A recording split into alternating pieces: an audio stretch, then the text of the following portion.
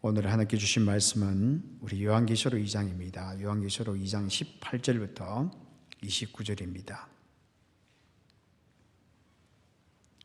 제 성경으로 신약 401페이지에 있습니다. 요한계시록 2장 18절부터 29절입니다. 제가 하나님의 말씀을 받들어 봉독하도록 하겠습니다. 아멘으로 화답해 주시면 감사하겠습니다. 두아디라 교회의 사자에게 편지하라. 그 눈이 불꽃 같고 그 발이 빛난 주석과 같은 하나님의 아들이 이르시되, 내가 내 사업과 사랑과 믿음과 섬김과 인내를 아노니 내 나중 행위가 처음 것보다 많도다. 그러나 내게 책망할 일이 있노라. 자칭 선지자라 하는 여자 이세벨을 내가 용납함이니 그가 내 종들을 가르쳐 꾀어 행음하게 하고 우상의 제물을 먹게 하는도다. 또 내가 그에게 회개할 기회를 주었으되 자기의 음행을 회개하고자 하지 아니하는도다. 볼지어다 내가 그를 침상에 던질 터이요 또 그와 더불어 간음하는 자들도 만일 그의 행위를 회개하지 아니하면 큰 환난 가운데에 던지고, 또 내가 사망으로 그의 자녀를 죽이리니 모든 교회가 나는 사람의 뜻과 마음을 살피는 자인 줄 알지라. 내가 너희 각 사람의 행위대로 갚아주리라. 두아디라에 남아있어 이 교훈을 받지 아니하고 소위 사탄의 깊은 것을 알지 못하는 너희에게 말하노니 너희 짐으로 너희에게 다른 짐으로 너희에게 지울 것은 없노라. 다만 너희에게 있는 것을 내가 올 때까지 굳게 잡으라. 이기는 자와 끝까지 내 일을 지키는 그에게 만국을 다스리는 권세를 주리니 그가 철장을 가지고 그들을 다스려 질그릇 깨뜨리는 것과 같이 하리라. 나도 내 아버지께 받은 것이 그러하니라. 내가 또 그에게 새벽불을 주리라. 귀 있는 자는 성령이 교회들에게 하시는 말씀을 들을지어다. 아멘.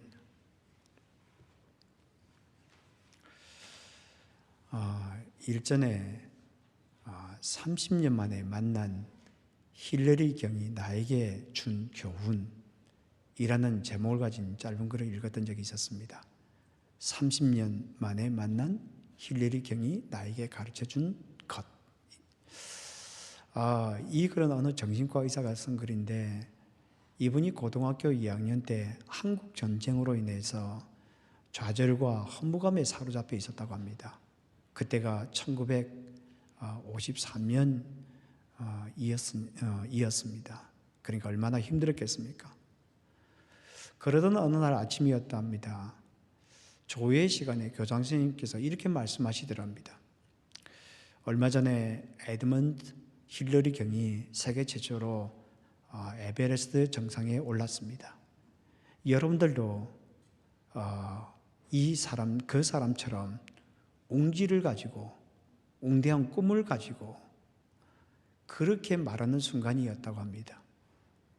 이 히말라야가 어디에 있는지, 그리고 힐러리 경이 누구인지도 알지 못함에도 불구하고 웅대한 뜻, 웅지라는 그 말을 듣는 순간 그 말이 자신의 가슴에 확 박혀버리더랍니다. 그러면서 마치 한 줄기의 빛을 보는 것처럼 자기의 마음이 활짝 열리게 되었답니다. 그 후에 대학을 졸업한 후 이분이 산에 오르기 시작했고요. 그리고 거의 매 주말마다 등산하면서 시간을 보냈다고 합니다. 그렇게 30년이 지난 어느 날 이분이 마칼루 학술 원정단 단원으로 네팔에 갔는데, 이 에베레스트 산으로 가는 길목에 있는 그 팍땡이라는 그곳에서 이름만 듣던 힐러리 경과 마주치게 되었다고 합니다. 그래서 그와 함께 이런저런 이야기를 하는 중에 이분이 에베레스트 정상에 오른 이후에 이분이 네팔에 병원도 세우고요, 학교도 세우고요, 반핵 운동을 하는, 그러니까 환경운동가로 변신해 있더랍니다. 왜냐하면 이분이 에베레스트 정상에 올라간 후 보니 사람들이 자기 호기심을 만족시키기 위해서 자연을 너무 훼손시킨다는 것을 보게 되었기 때문입니다. 그래서 이분이 그 책임을 통감하고 내가 이제는 봉사하면서 삶을 살리라, 그렇게 이분이 결심을 했다는 것입니다. 그 이야기를 듣는데 이분이 힐러리 경이 에베레스트 산을 처음 올랐다는 그 이야기보다 훨씬 마음에 감동이 되더랍니다. 그래서 이분이 헤어지면서 자기 주머니에 있던 100불이 있었는데 그중에 50불을 그에게 주면서 이것으로 당신이 원하는 대로 쓰십시오. 그리고 나도 당신이 봉사하면서 당신을 기억하겠습니다. 그렇게 말을 하고 헤어졌답니다. 그리고 나서 돌아와서 이분이 이런저런 생각을 하는데 문득 이분이 힐러리 경이 자기의 마음에 새겨주었던 것이 무엇인지 깨닫게 되었답니다. 그것은 바로 희망이었다고 합니다. 그래서 그 희망의 끈이 자신을 이 자리까지 이끌어 왔다는 것을 알게 된 것입니다. 희망이 있는 사람은 사람의 삶을 다르게 살게 하는 것 같습니다. 왜냐하면 희망은 미래를 열어나가는 힘이 있기 때문입니다. 물론 미래를 열어나간다고 해서 모두가 다 희망이 되는 것은 좋은 의미를 지니고 있는 것은 아닙니다. 어떤 사람은 내일이 다가온다는 것이 그 마음에 큰 고통이 있는 사람이 있을 수도 있습니다. 그러나 보편적으로 보면 희망이라는 것은 미래를 열어나가는 것입니다. 그런 힘이 있기 때문입니다. 오늘 우리가 요한계시록 2장 18절부터 29절을 읽었는데 오늘 본문은 우리가 어려운 가운데 있을 때 어떤 희망을 가져야 되는지, 그리고 그 희망을 어떻게 가지고 있는지 그것을 우리에게 잘 보여주고 있는 것 같습니다. 오늘 보면 18절에 보면 이렇게 시작하고 있습니다. 두아디라 교회의 사자에게 편지하라. 두아디라 교회의 사자에게 편지하라. 이 편지하라는 이 말은 원래 쓰다라는 뜻을 가지고 있습니다. 그러니까 예수님께서 두아디라 교회에게 글로 된 메시지를 보내고 있다는 것입니다. 그래서 이것을 가지고 같이 읽으라, 회람차 선을 보낸 것입니다. 그런데 마지막에 보면 이렇게 말을 하고 있습니다. 귀 있는 자는 성령이 교회들에게 하신 말씀을 들을지어다. 분명히 예수님께서 말씀하신다고 시작을 했는데 근데 마지막에 보면 성령이 말씀하신다 이렇게 이야기를 하고 있습니다. 왜 그럴까요? 성령은 예수의 영입니다. 그래서 성령은 예수님께서 하신 말씀, 예수님께서 하신 일들을 깨닫게 하십니다. 그래서 성령은 예수의 영입니다.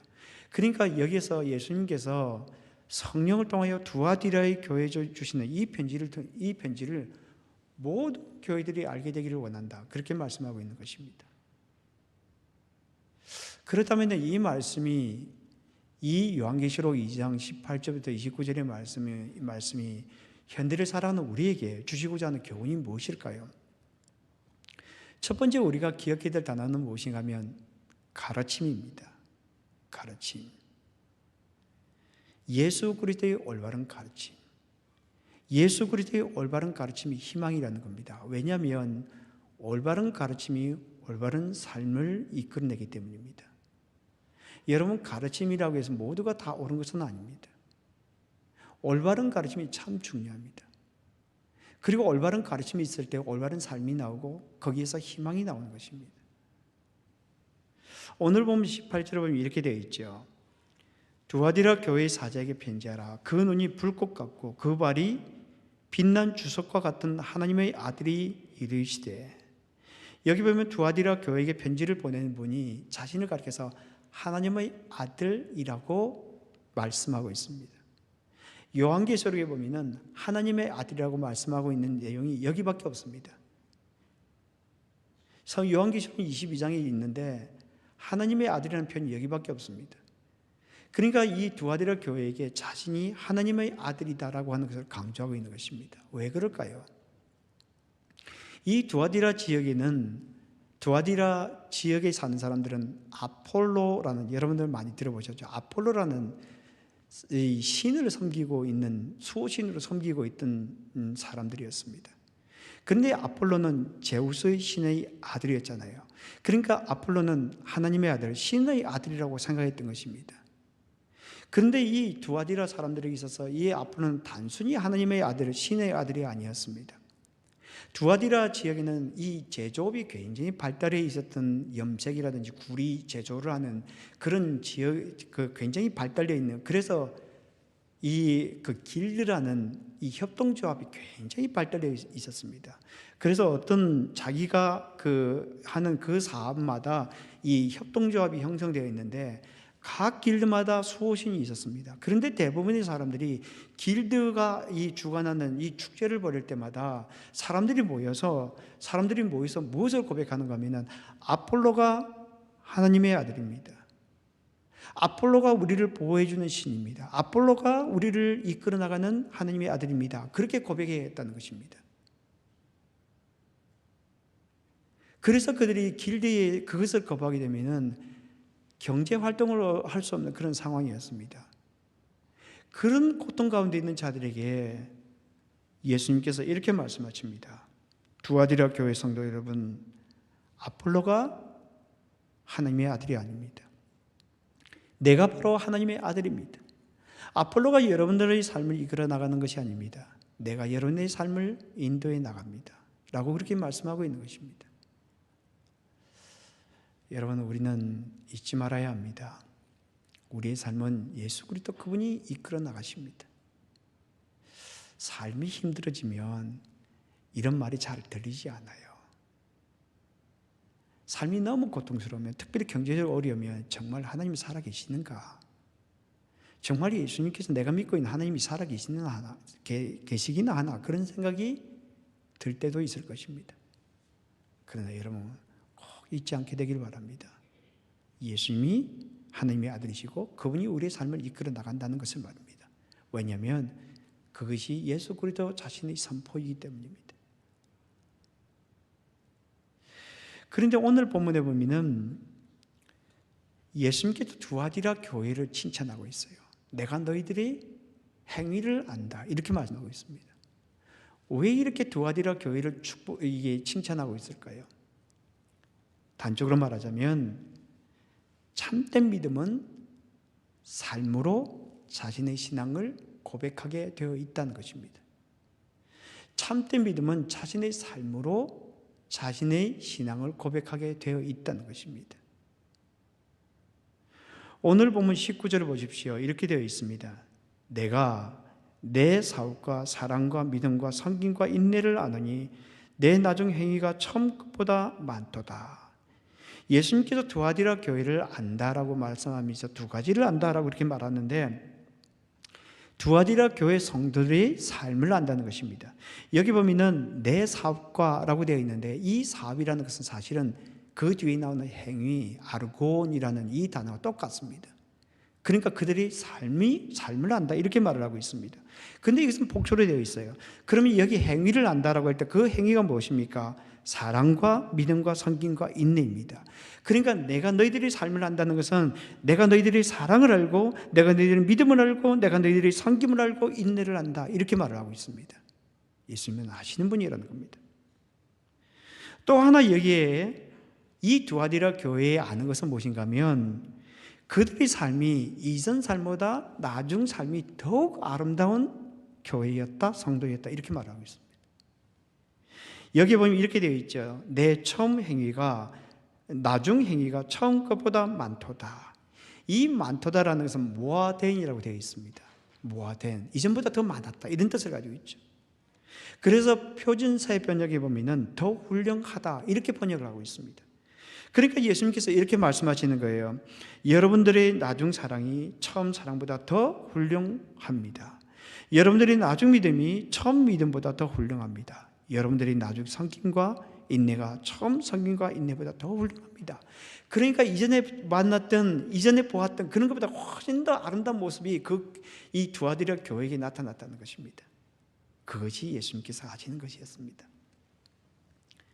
저는 우리 교회가 그런 교회가 됐으면 참 좋겠습니다. 처음 보았던 것보다 나중이 더 아름다운. 어떤가요? 여러분, 이 목사가 처음 보는 거하고 지금하고 어떤가요?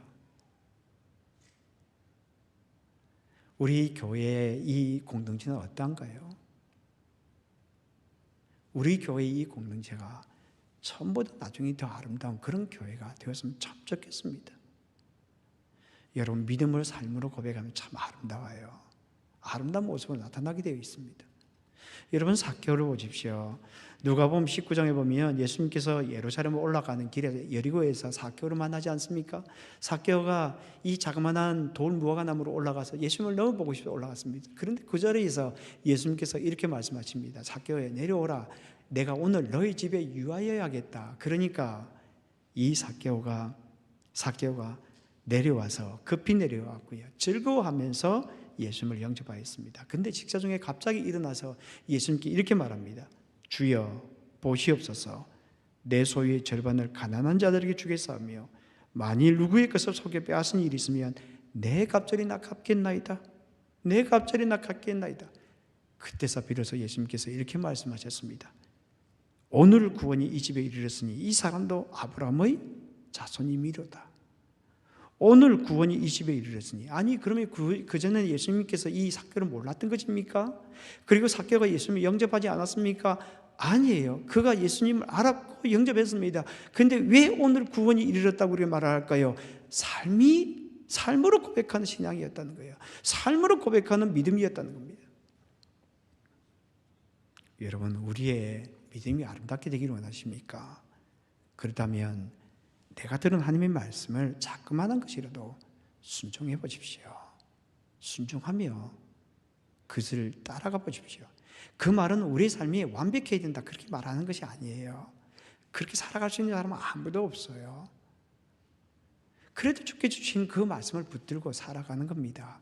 그러면 그분이 예수 그리스도께 우리의 삶 속에서 아름다움을 만들어 나가시는 겁니다.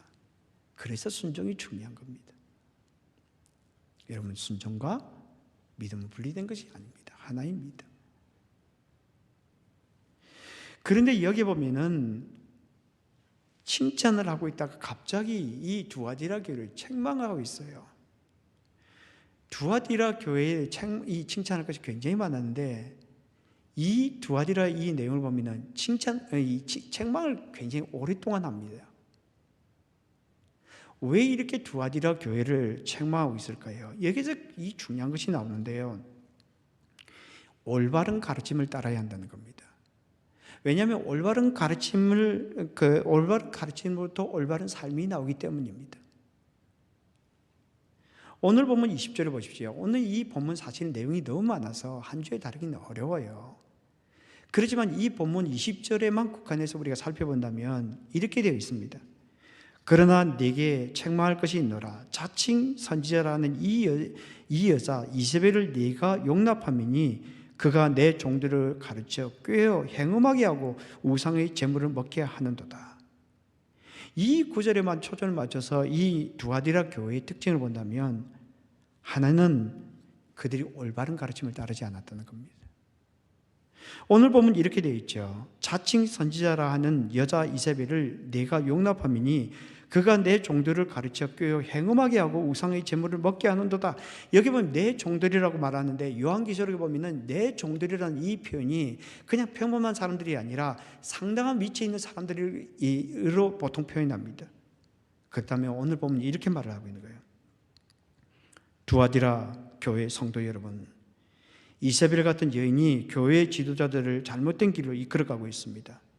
이 여성이 그들을 가르치기를 여사제들과 성적인 관계를 맺어도 괜찮고 그리고 그것에서 나오는 음식을 먹어도 괜찮다고 가르치고 있습니다. 문제는 무엇일까요? 잘못된 가르침이에요.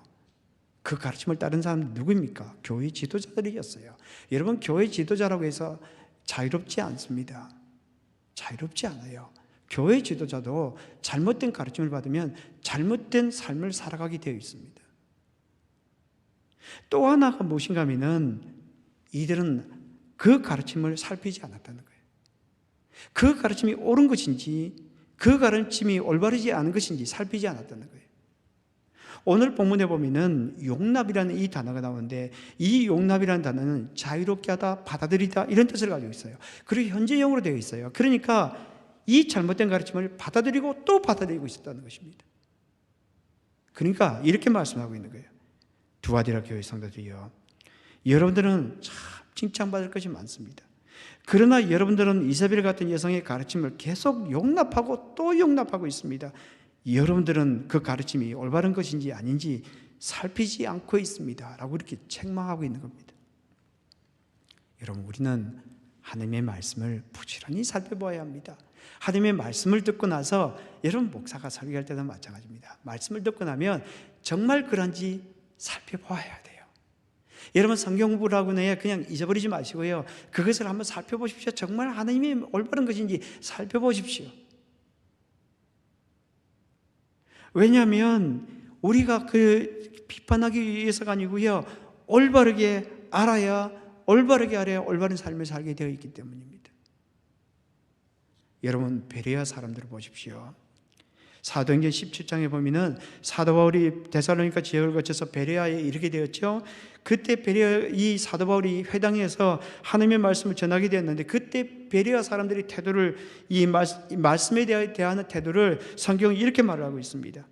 베레아에 있는 사람들은 데살로니가에 있는 사람보다 더 너그러워 간절한 마음으로 말씀을 받고, 이것이 그러한가 하여 날마다 성경을 상고함으로, 그들이 하나님의 말씀을 받는 태도는 두 가지였습니다. 간절한 마음으로 받았다, 사모하는 마음으로 받았다는 것입니다. 또 하나는 상고했다는 것입니다. 이 상고했다는 것은 탐색하다, 조사하다 이런 뜻입니다. 그러니까 사도 바울이 그 하나님의 경륜을 이야기해 줬을 때, 그 하나님의 경륜이 정말 맞는가 싶어서 그들은 탐색하고 또 살펴보았다는 것입니다. 그러니까 얼마나 멋진 사람들입니까? 사도 바울은 위대한 사람 아닙니까?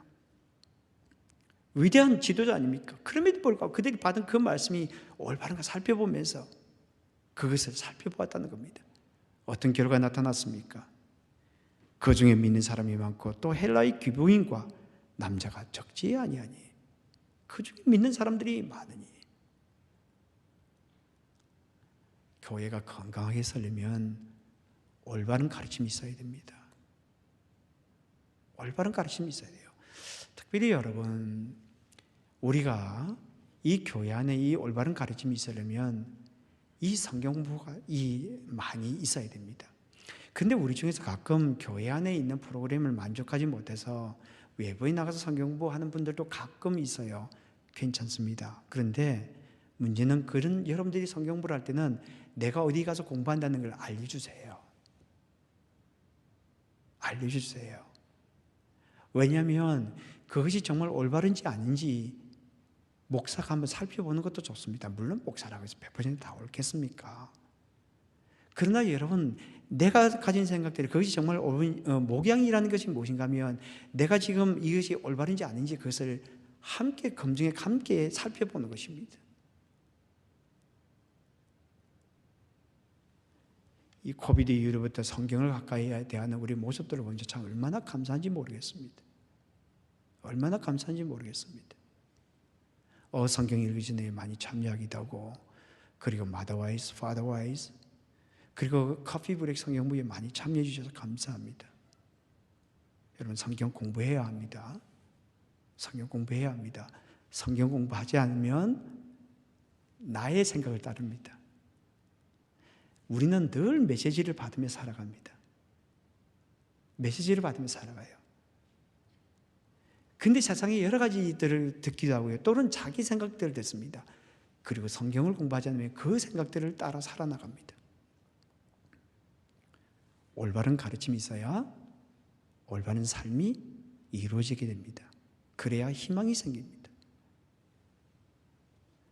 우리가 첫째 기억해야 될 단어가 무엇입니까? 가르침. 예수 그리스도의 올바른 가르침입니다. 올바른 가르침으로부터 올바른 삶이 나온다라고 하는 것입니다. 두 번째 기억해야 될 단어는 무엇인가 하면 예수님입니다.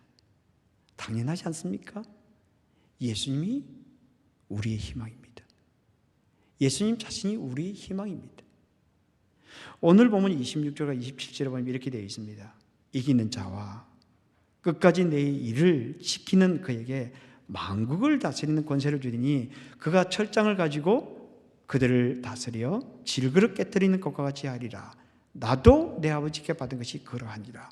여기 보면 철장을 가지고 다스린다라는 표현이 나오고 있는데, 이기는 자에게 철장을 다스리는 철장을 가지고 그것을 다려 질그릇 깨는 것 같은 그런 권세를 주겠다라고 그렇게 말씀하십니다. 그런데 여기 다스린다는 이 단어가 이 포이마네이라고 되어 있어요. 포이마네이라는 것은 목자가 양을 돌볼 때 사용하는 표현입니다. 그러니까 다스린다는 이 표현은 무엇인가 하면은 목자가 양을 돌보는 것처럼 돌본다, 이런 뜻을 가지고 있습니다. 근데 원래 이 시편 2편에서 이것을 인용하고 있는데 거기에서는 무엇이라고 되어 있는가 하면 부서뜨린다 이렇게 되어 있습니다. 그런데 왜 여기에서는 이 돌본다라는 뜻으로 그렇게 사용하고 있을까요? 본문은 이렇게 말을 하고 있는 겁니다. 나는 만국을 다스리는 왕권을 가지고 있는 존재입니다. 그것은 아버지께서 나에게 주신 것입니다. 나도 그 왕권을 이기는 자에게 줄 것입니다. 그런데 그 왕권은 목자가 양을 돌보는 것처럼 사람들을 돌보도록 주는 것임을 기억해야 합니다. 여러분, 하나님께서 우리에게 왕권을 주셨어요. 그런데 그 왕권이 무엇입니까? 섬기는 왕권이에요. 군림하는 왕권이 아닙니다. 그러니까 성경이 말하는 참된 왕권이 무엇인가 하면 섬기는 겁니다. 섬기는 거예요. 그래서 교회의 참된 이 교회가 세상과 다른 이유가 무엇인가 하면 섬김으로 참 왕임을 이 땅에 보여주는 겁니다. 사랑으로 섬기는 것입니다. 그런데 오늘 본문에 보면 왜 이렇게 새벽별을 주겠다고 또 말씀하실까요? 왕권을 주겠다고 말씀하시고 새벽별을 주겠다고 말씀하십니다. 그런데 오늘 본문에 보면 설명을 하지 않고 그냥 새벽별을 주겠다라고 그렇게 말씀하십니다. 왜 그럴까요? 그것은 이 새벽별이 바로 예수 그리스도임을 보여주기 때문입니다. 두 가지 본문을 통해서 알 수 있는데, 하나는 요한계시록 22장 16절입니다. 나 예수는 교회들을 위하여 내 사자를 보내어 이것들을 너에게 증거하게 하였노라. 나는 다윗의 뿌리요 자손이니 곧 광명한 새벽별이라 하시더라. 예수 그리스도는 누구입니까? 다윗의 자손이라는 겁니다. 그리고 그는 광명한 새벽별이라는 것입니다. 그러니까 왕으로 오신 예수님께서 이 세상의 새벽별로 오셨다라고 그렇게 말합니다. 그리고 또 하나는 민수기 24장 17절에 이렇게 되어 있습니다. 내가 그를 보아도 이때의 일이 아니며 내가 그를 바라보아도 가까운 일이 아니로다. 한 별이 야곱에게서 나오며 한 홀이 이스라엘에게서 나오며 모압을 이 편에서 저 편까지 쳐서 파하고 또 소동하는 자식들을 다 멸하리로다. 무슨 말씀하시는 것일까요? 한 별이 야곱에게서 나온다. 한 별이 이스라엘에게서 나온다. 그 별이 누구인가? 예수 그리스도다 라고 말씀하십니다. 그러니까 이 새벽별을 주신다는 말이 무슨 말입니까? 예수 그리스도 자신을 주신다는 거예요. 그러면 예수 그리스도 자신을 주신다는 말이 무슨 말입니까? 예수 그리스도처럼 살아가라. 작은 예수가 되라는 것입니다.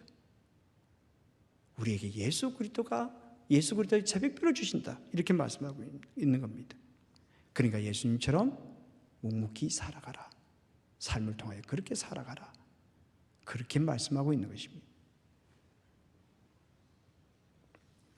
황교진이라는 사람이 있는데, 이분이 그의 책에서 자신의 삶을 나누는 것을 제가 한번 본 일이 있었는데, 이분은 원래 건축학도로서 멋진 집을 짓는 사람이 되고 싶었다고 합니다.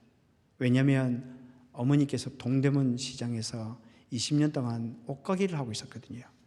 너무 고생한 어머니를 좀 쉬게 해드리고 싶었기 때문입니다. 그러던 어느 날 1997년에 사업장에서 어머니가 뇌출혈로 쓰러지셨습니다. 그러니까 늘 머리가 아프다고 그렇게 하셨는데 약으로 버티시다가 그렇게 쓰러지신 것입니다. 그때 하나님께 이렇게 기도했다고 합니다. 하나님, 이대로 부르시지 마시고 꼭 어머니를 살려주시기를 기도합니다. 그런데 그의 이 어머니 이 기도를 들어주셨는지 의식은 돌아오지 않았는데 죽지는 않았다고 합니다. 그럼에도 불구하고 병원에서 더 이상 가망성이 없다, 집으로 데려가라, 그렇게 이야기를 해서 집으로 모시고 왔답니다. 그때 이분은 왜라는 질문을 하지 않았다고 합니다. 하나님, 왜 사랑하는 어머니에게 뇌출혈이 있게 하셨습니까? 그리고 왜 이렇게 식물 인간 상태로 그냥 두시나요? 그렇게 왜라는 질문을 하지 않았다고 합니다. 대신 이렇게 기도했다고 합니다. 하나님께서 살려주신 어머니의 생명을 제가 어떻게 편하게 간호해 드릴 수 있을까요? 의학적 전문 지식이 없는 제가 어떻게 이 고통을 극복해 나갈 수 있을까요? 이 기도 때문인지 놀라운 일이 일어나게 되었다고 합니다. 자신이 24시간 내내 어머니 손과 발이 되었고요. 매 시간별 섬세한 계획표를 짜서 그대로 실행했고요. 그래서 병원에서 치료하는 것보다 혈색도 더 좋아졌고요. 체온도 좋아지고요. 혈압도 좋아졌답니다. 그런데 더 중요한 변화가 있었답니다. 자신의 마음의 변화가 있었답니다. 그 이야기를 하면서 이분이 이렇게 이야기를 했습니다. 오랫동안 식물 인간 상태의 어머니를 위해 애쓰면서 힘든 광야에서 길을 잃지 않고 지도를 그릴 수 있는 능력을 얻게 된 것입니다. 이를테면 힘든 것들이 덜 힘들게 보이게 되었던 것, 용서되지 않는 아버지와 나 자신이 용서되었던 것, 남들보다 뒤떨어진 것 같고 사회 부적응자가 될 것 같은 초조함과 불안함이 평안함으로 바뀌게 된 것, 마음의 여유를 도무지 찾기 어려운 상황 속에서 안정감을 찾았던 것 등 이 모든 것이 제게 하나님의 선물이었습니다. 하나님의 선물이었습니다.